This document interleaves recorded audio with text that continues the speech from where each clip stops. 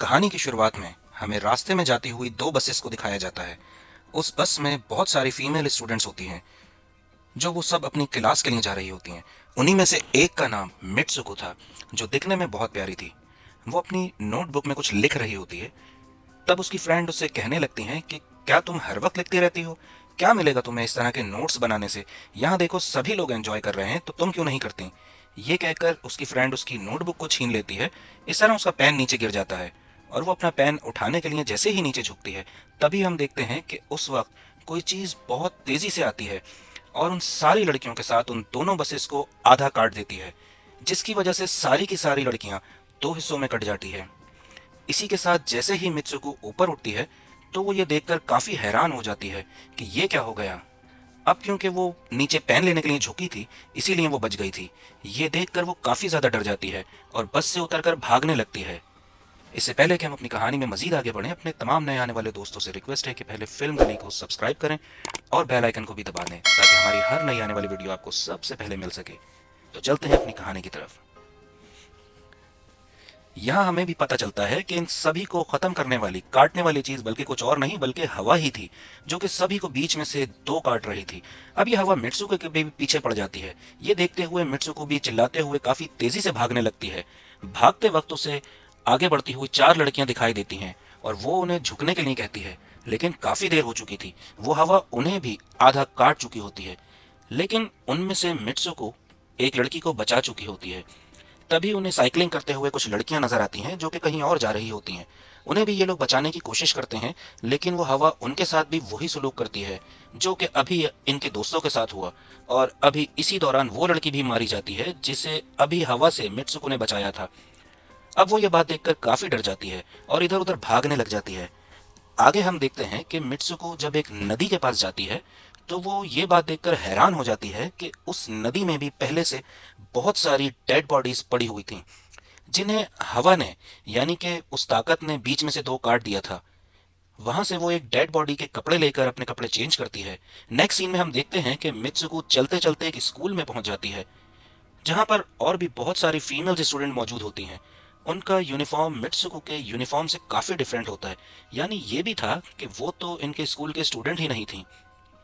तभी एक लड़की मित्सुको के पास आती है और उससे कहने लगती है कि तुम कैसी हो। दरअसल देखा जाए तो वो लड़की उसकी बेस्ट फ्रेंड थी, लेकिन मित्सुको उससे पूछती है कि क्या तुम सच में मेरी बेस्ट फ्रेंड हो, क्योंकि उसे तो कुछ भी समझ नहीं आ रहा था कि उसके साथ हो क्या रहा है। वो काफी ज्यादा सदमे में थी। यहाँ पर हम ये भी जान पाते हैं कि मित्सुको और उसकी बेस्ट फ्रेंड काफी ज्यादा एक दूसरे को प्यार करती हैं। और तभी वहां पर तेज हवा चलना शुरू हो जाती है और मित्सुको डर कर बिल्डिंग की ओर भाग जाती है। उसकी बेस्ट फ्रेंड को भी कुछ भी समझ नहीं आ रहा होता है कि आखिर ये हो क्या रहा है। वो मित्सुको से पूछने लगती है कि तुम इतना ज्यादा कांप क्यों रही हो, डर क्यों रही हो, तुम्हें हो क्या गया है। तब मित्सुको अपनी बेस्ट फ्रेंड को सब कुछ बता देती है कि किस तरह से एक हवा का तेज झोंका आया और उसके स्कूल के सभी स्टूडेंट्स को काट दिया। ये बात सुनकर उसकी दोस्त उसे विंडो के पास लेकर जाती है और उसका हाथ बाहर निकालकर कहती है कि ये देखो, ये तो बस एक हवा है और कुछ नहीं। यहाँ पर मित्सुको के दिल को कुछ सुकून मिलता है और इसे लगने लगता है कि शायद वो मेरा ख्वाब हो। जिसके बाद मित्सुको का बेस्ट फ्रेंड अपने दो और दोस्तों को लेती है और क्लास को बंद करने का प्लान करती है। जैसे ही ये चारों क्लास के बाहर जाने के लिए निकलने ही वाली होती हैं, तभी वहां पर उनकी टीचर आ जाती हैं और उन्हें देख लेती हैं। लेकिन वो चारों वहां से भाग जाती हैं। वो चारों भागते भागते एक लेक पर आ जाती हैं। वहां पर मित्सुको की बेस्ट फ्रेंड अपने दोनों दोस्तों को भी उसके ख्वाब के बारे में बताती है। तभी उनमें से एक लड़की कहती है कि हो सकता है कि ये सच हो, जैसे मिरर वर्ल्ड होती है जहां पर इस दुनिया से अपोजिट यानी उल्टा होता है। ये कहकर वो तालाब में एक पत्थर फेंक कर कहने लगती है कि देखो, यहाँ पर मैंने तो पत्थर फेंका है, लेकिन हो सकता है कि दूसरी दुनिया में मैंने ऐसा ना किया हो। कि तभी अचानक से उस तालाब में से एक क्रोकोडाइल निकल कर आता है। उसमें से एक लड़की को खा जाता है।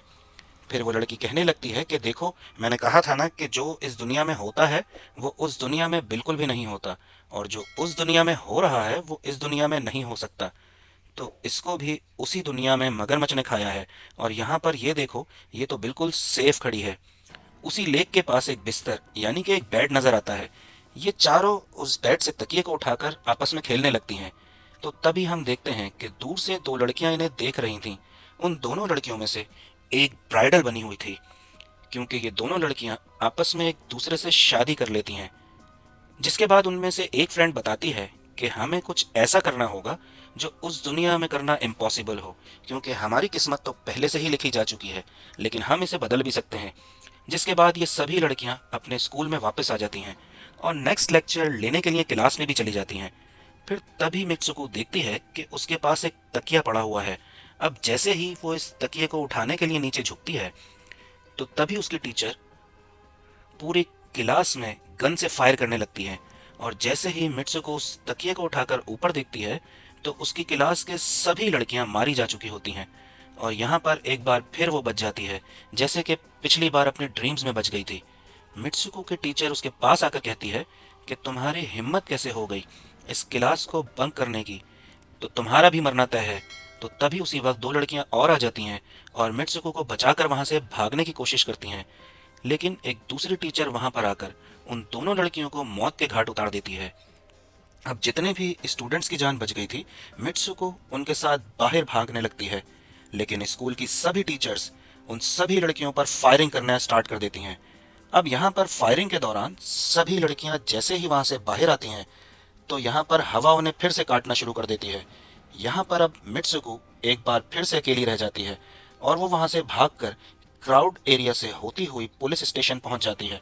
वो वहां जाकर सब कुछ बताने लगती है।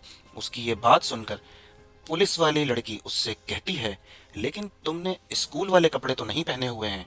और जब वो उसके सामने एक मिरर को रखती है, तब मित्सुको उस मिरर में देखती है कि वो तो एकदम से बिल्कुल चेंज हो चुकी है और लोग उसे मित्सुको के नाम से नहीं बल्कि उसे और किसी नाम से बुला रहे थे। यहाँ पर हमें पता चलता है कि उसकी शादी होने वाली थी। तब वही पुलिस ऑफिसर उसे उसकी शादी के लिए लेकर जाती है। ये बात देखकर आसपास के लोग उसे कॉन्ग्रेचुलेशंस कह रहे थे। अब जैसे ही वो सभी उसे लेकर चर्च पहुंचते हैं, तब मित्सुको को बेस्ट फ्रेंड भी वहीं पर मौजूद होती है। मित्सुको उससे पूछने लगती है कि ये सब मेरे साथ क्या हो रहा है। तब उसकी दोस्त उससे कहती है कि अभी तुम खामोश रहो, हम अभी किसी के कंट्रोल में हैं, बस जैसा मैं कहूँ तुम सिर्फ वैसा ही करो। और ये बात कहते हुए वो उसका वेडिंग ड्रेस उसे पहनाती है और उसे वहां जाने के लिए कहती है। अब जैसे ही वो अपनी मैरिज सेरेमनी के लिए आगे बढ़ती है, तो वहां की सभी लड़कियां उसका मजाक उड़ाना शुरू कर देती हैं। ये बात देखकर उसकी बेस्ट फ्रेंड एक एक करके सभी लड़कियों को मारना शुरू कर देती है।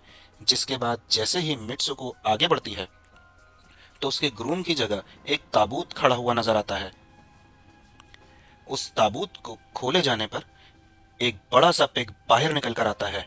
मित्सुको उसे देखकर काफी ज्यादा डर जाती है और एक टूटी हुई बोतल से उस पर अटैक कर देती है। जिसके बाद मित्सुको और उसकी बेस्ट फ्रेंड चर्च से भागते हुए बाहर आ जाती हैं। यहाँ गेट पर भी दो लड़कियां इन्हें रोकने की कोशिश कर रही होती हैं, लेकिन मित्सुको की बेस्ट फ्रेंड इन्हें भी मारकर वो दोनों वहां से भाग जाते हैं। उधर मित्सुको दूसरी तरफ भाग रही थी, क्योंकि अब उसे लगने लगा था कि उसके साथ कुछ ज्यादा ही गलत हो रहा है। आगे जाने पर एक और मिरर पर वो खुद को देखती है, तो वो एक बार फिर से खुद को बदला हुआ पाती है। अब जिस जगह पर मित्सुको थी, वहीं पर रेस हो रही थी। तो तभी उसके पास कुछ लड़कियां आकर उससे कहने लगती हैं कि तुम तो बहुत अच्छी रेसर हो, तुम खड़ी क्यों हो, भाग क्यों नहीं रही। और जब वो भागना स्टार्ट करती है, तो वो खुद में काफी एनर्जी फील करने लगती है। जिसके बाद मित्सुको रेस जीतने की पूरी कोशिश करने लगती है। भागते वक्त उसे अपने डेड फ्रेंड्स भी नजर आते हैं, जो कुछ वक्त पहले उसके स्कूल में मारी जा चुकी थी। और तभी उसी वक्त उसकी बेस्ट फ्रेंड भी आ जाती है। तभी ये दोनों नोटिस करती हैं कि वही पिग और वो औरतें जिन्होंने इनको चर्च में रोका था, वो सभी इन्हीं की तरफ आ रही थीं। भागते वक्त कुछ लड़कियां मित्सुको से कहने लगती हैं कि इस दुनिया से बाहर चली जाओ। इसके बाद हम आगे देखते हैं कि मित्सुको भागते भागते एक सुनसान और अंधेरी जगह पर आ जाती है। वहीं पर कुछ स्टूडेंट्स भी नजर आते हैं जिन्होंने यूनिफॉर्म पहना हुआ था। वो सभी लड़कियां मित्सुको से कहने लगती हैं कि हम सब ही मरे हुए हैं और तुम्हें भी मरना होगा। लेकिन तभी मित्सुको की बेस्ट फ्रेंड वहां पर आकर उस लड़की को मारकर वहां से मित्सुको को भगा कर ले जाती है। मित्सुको की बेस्ट फ्रेंड उसे अपना नाम जोर जोर से पुकारने के लिए कहती है, जिस पर मित्सुको अपना नाम जोर जोर से लेने लगती है। इसी के साथ मित्सुको अपना असली रूप में वापस आ जाती है। उसकी बेस्ट फ्रेंड उसे अपना हाथ दिखाते हुए कहती है कि प्लीज मेरे हाथ में जो वायर लगी हुई है उसे बाहर खींच दो, ताकि मैं इस दुनिया से बाहर जा सकूं। लेकिन मित्सुको को डर भी था कि कहीं ये वायर खींचने से उसकी जान भी ना चली जाए। और मित्सुको अपनी बेस्ट फ्रेंड को काफ़ी ज़्यादा प्यार करती थी, इसीलिए वो ऐसा नहीं करना चाहती थी। लेकिन ज़्यादा उसे फोर्स करने पर वो उसकी वायर्स उसके हाथ से खींच देती है। वायर खींचते ही उसकी बेस्ट फ्रेंड की बॉडी दो हिस्सों में डिवाइड हो जाती है और तभी उसी वक्त उसे एक रोशन गेट नजर आता है। उस दरवाजे से बाहर आने पर वो देखती है कि अब वो आदमियों की दुनिया में आ चुकी है।